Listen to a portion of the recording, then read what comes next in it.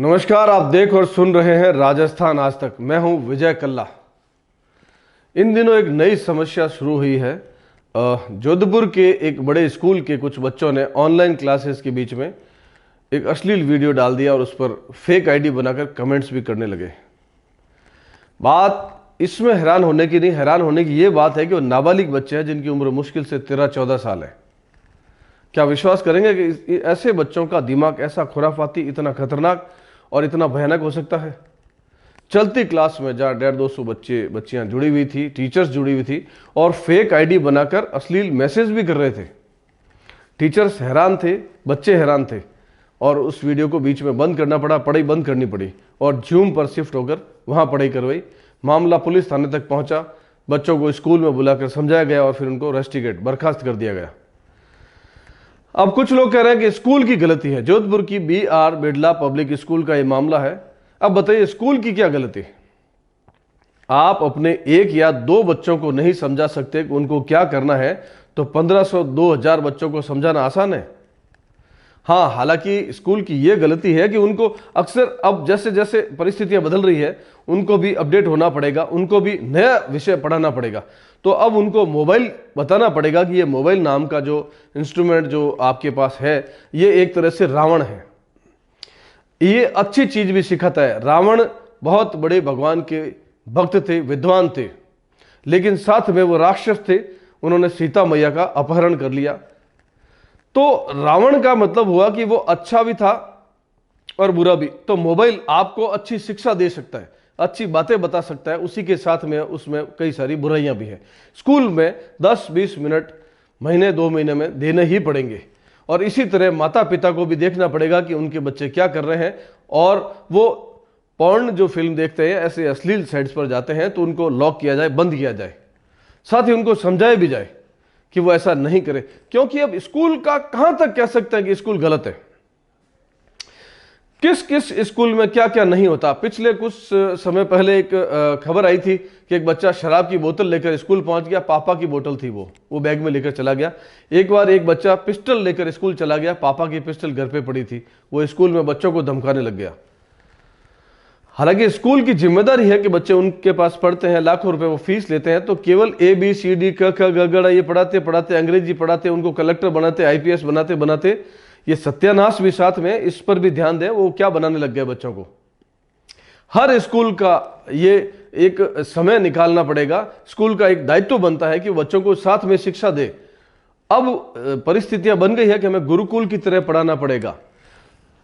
जब जहां अर्जुन पढ़ते थे या युधिष्ठिर पढ़ते थे, वहां भी दुर्योधन पढ़ते थे।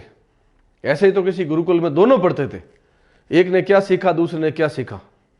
तो हमें बताना पड़ेगा कि गलत क्या है, सही क्या है।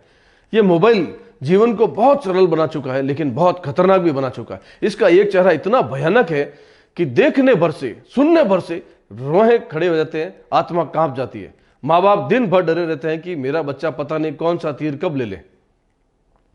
घर में लड़की है या लड़का, सभी के लिए माँ बाप डरे रहते हैं कि पता नहीं क्या सीख जाए। अब लोग बम बनाना सीख रहे हैं, आत्महत्या सीख रहे हैं, गला काटना सीख रहे हैं कि धीरे धीरे गला काटेंगे तो क्या होगा, झटके से गला काटेंगे तो क्या होगा, कितनी देर में उसकी मौत होगी। ये सब चीजें बच्चे सीख रहे हैं, आज का युवा सीख रहा है। अगर 14-15 साल का बच्चा बिना डर के इतने सारे बच्चों को घटिया मैसेज भेज सकता, फिल्म भेज सकता, अपनी टीचर, मां समान टीचर, अपनी अध्यापिका को अगर ऐसे अश्लील वीडियो भेजता है, तो सोचिए उनकी मानसिकता कहां तक पहुंच गई है। यूं समझ लीजिए कि अश्लील वीडियो उन्होंने अपनी मां को भेजा, अपनी बहन को भेजा, अपनी मौसी, अपनी चाची, अपनी दादी को भेजा है, अपनी बुआ को भेजा है। क्योंकि यही अध्यापिकाएं किसी न किसी रिश्ते में किसी न किसी की तो लगती ही है। लेकिन अब माँ बाप या तो समय नहीं है कि सिखा पाए, और ना समय है स्कूल के पास। वो कंपटीशन में लगे रहते हैं कि हमारे बच्चे उस स्कूल में फर्स्ट आए तो हमारे बच्चा उससे भी ज्यादा नंबर लाए। वहां 92 है, हम 98 लेके आएंगे। 98 के चक्कर में आपका बच्चा 0 पर चला गया, शून्य में चला गया, माइनस में चला गया। हर स्कूल में थोड़ा सा समय निकालना ही पड़ेगा, और माँ बाप को भी, उसमें मैं भी शामिल हूं। हमें समय निकालना पड़ेगा कि हम बच्चों को सिखाएं कि हमारे बच्चे किधर जा रहे हैं और मोबाइल में क्या है। थोड़ा सा चूकते ही इधर खाई है, इधर कुआं है, हम बीच में चल रहे हैं। एक तरफ भगवान राम की बात हो रही है और एक तरफ हम रावण की स्थिति में जा रहे हैं। तो हमें थोड़ा सा सावधान रहना होगा, हमें सोचना होगा कि हम कहाँ जा रहे हैं और बच्चे क्या कर रहे हैं। मतलब कितना भयानक मंजर रहा होगा जब मात्र 14-15 साल का बच्चा पुलिस थाने में बैठा है, स्कूल में नीचे सर करके खड़ा है, माँ बाप खड़े हैं और अध्यापिका उनको डांट रही है। माँ बाप की क्या हालत हुई होगी उस वक्त कि यार हम किस चीज के लिए आए हैं यहां पर। शैतानी सभी करते हैं, हम भी बच्चे थे, हमने खूब शैतानी की। माँ बाप को अक्सर बुलाया जाता था कि आपके बच्चे ने उसकी कॉपी फाड़ दी, उसका टिफिन खा लिया, उसको धक्का दे दिया, उसका कॉलर पकड़ के उसको हिला दिया। यही तो हम लोग किया करते थे कि पेड़ से ऊपर से कूद गए, किसी ट्रैक्टर के पीछे लटक गए। यही बदमाशियां थी उन दिनों हमारे पास। लेकिन अब बदमाशियां खतरनाक स्थिति में पहुंच गई है। कई सारे लोग उपाय बताते, ऐसा कर दो वैसा कर दो, कुछ नहीं होगा। हाँ, अब हम ये सोच सकते हैं, एक आशा कर सकते हैं, एक आशा की किरण दिखी है कि भगवान राम के नाम पर जो रामलला का मंदिर बन रहा है, गुरुकुल में बच्चों को पढ़ाने की बात हो रही है।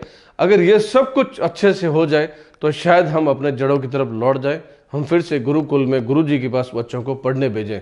वरना ये टीचर सिस्टम, ये हमारे यहाँ 25 दिसंबर को क्रिश्चियन बना रहे हैं, जोकर बना रहे हैं बच्चों को, तो कहीं कुछ सिखा रहे हैं, क्या कर रहे हैं। इन सब बातों को छोड़िए यार, इन सब में समय खराब हो रहा है।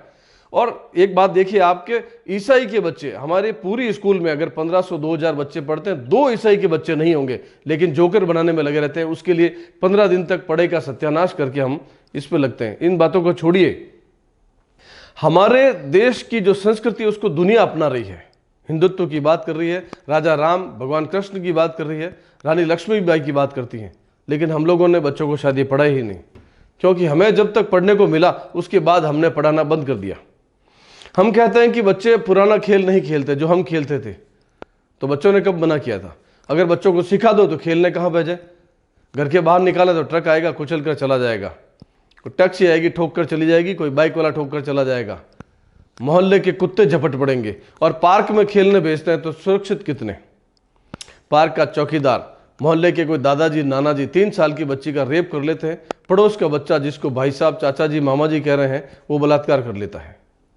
बुआ का बेटा अपनी मामा की बेटी से रेप करवाता है, 14 साल का बच्चा 4 दोस्तों को कहता है तुम भी करो। उसको पता नहीं वो क्या कर रहा है, क्या करवा रहा है। इस मोबाइल रूपी आतंकवादी से हमें बचना है, लेकिन कोई चांस नहीं। कैसे बचे?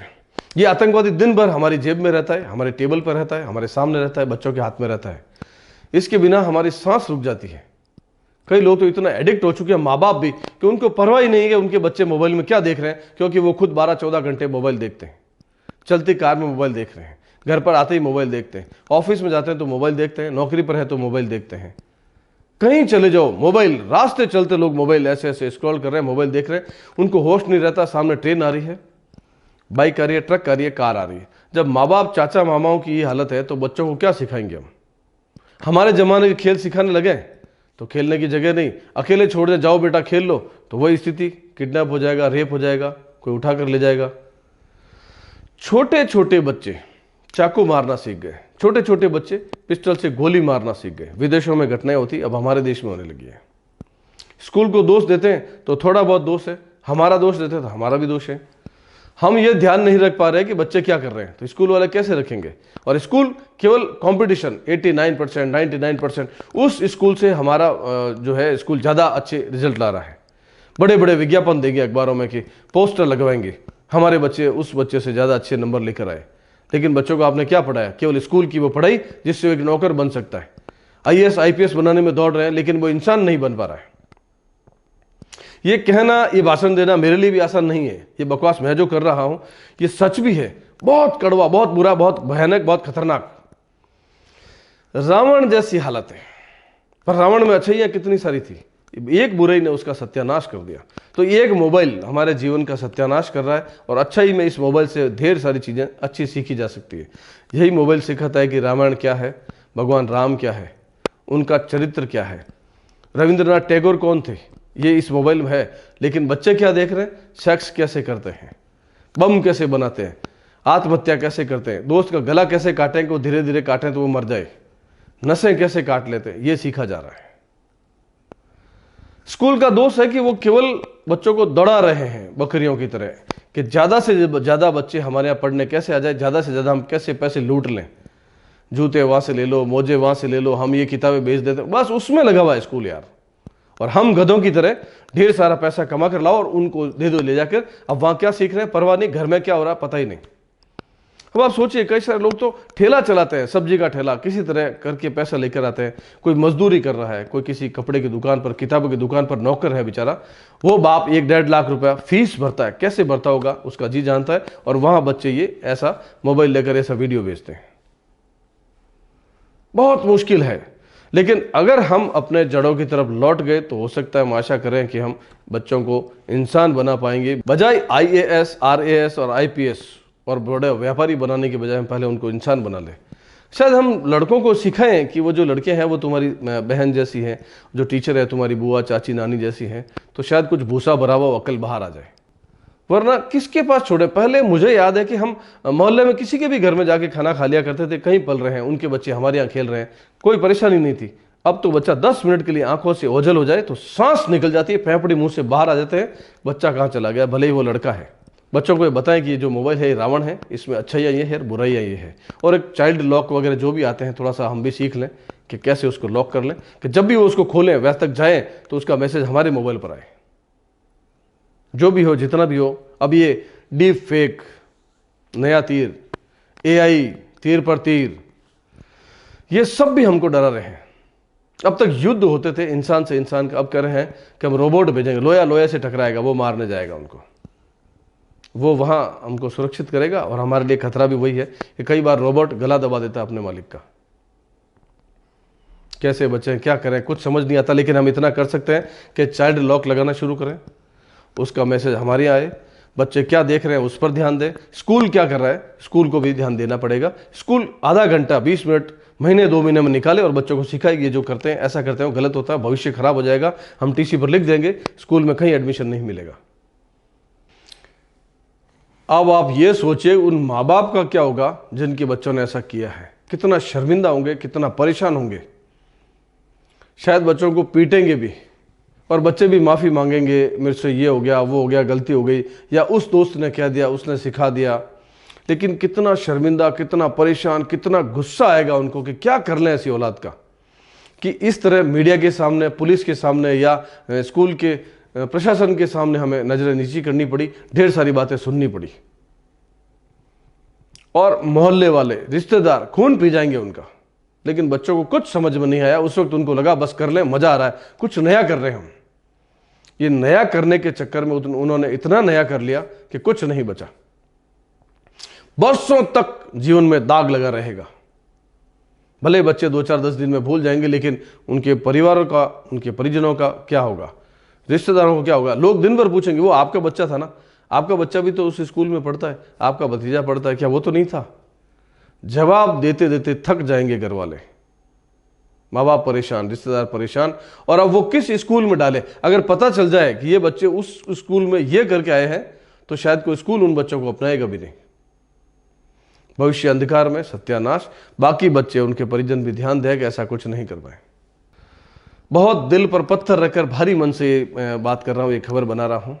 मैं भी डरा हुआ हूँ, बच्चे सबके, हमारे यार दोस्तों के, हमारे खुद के बच्चे, रिश्तेदार हैं, कब कौन क्या कर रहा है पता नहीं चल रहा है। ईश्वर जो करे ठीक करेंगे। कई बार मैं बड़ी गहरी बातें कह देता हूं, तो अगर आपको पसंद आए तो उसको सब्सक्राइब करें, लाइक करें और शेयर करें। कुछ बातें शेयर करने की होती है। कई सारे वीडियो हमारे पास आते हैं, हम थोड़ा सा देखते हैं, आगे निकल जाते हैं, स्क्रॉल कर लेते हैं, लेकिन कुछ अच्छा लगे तो लोगों तक भेजें कि ये हमारे काम आए, एक अच्छी बात थी जो आगे लोगों तक पहुंचे, शायद कहीं कुछ अच्छा हो जाए।